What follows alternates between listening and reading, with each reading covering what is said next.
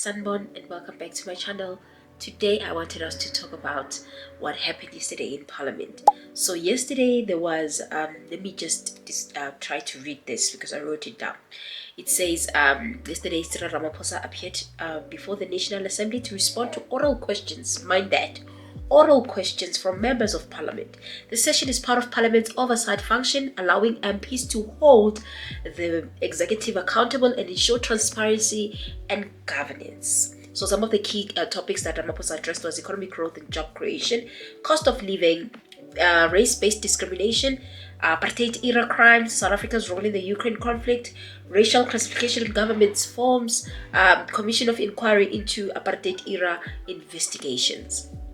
So basically, this was to afford the MPs to ask CYRIL Ramaphosa. But knowing the EFF, they had a lot of questions towards CYRIL Ramaphosa that were not addressed in the speech that he gave out, and obviously it didn't end well because most of the members of the EFF were kicked out of Parliament.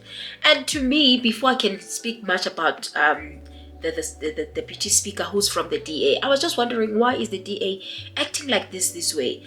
This also includes a day when Helen Zille wrote something on Twitter. It was asked about economic freedom because Zungul, I think, had an interview and she was listening to that and referred to economic freedom. What is this economic freedom that you guys are referring to?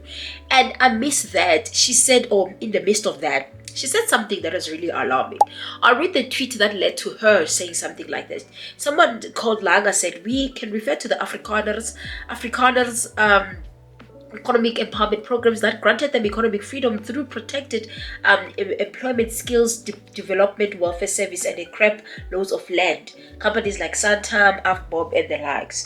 And then Wapendulu Helen said, Afrikaners took all opportunities very seriously, educated their children into professional skills and out of poverty, built huge enterprises from the bottom up. Nothing stopped anyone else from following that example. One of the things that Helen Zille failed to mention is here that yes, they got out of poverty, but at whose cost?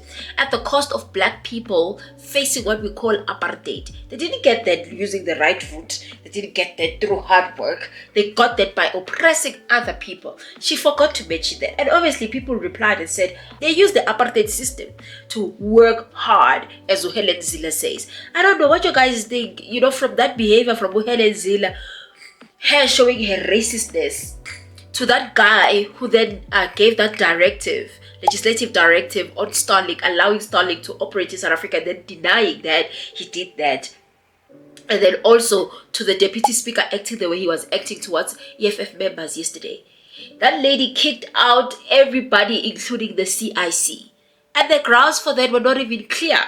Just because people were asking questions that are not based on the speech, but based on what happened in the Oval Office. Because people want to know. We have the EFF there because people voted for the EFF. They had to ask the questions that they wanted to ask. Because it's a Q&A type of situation.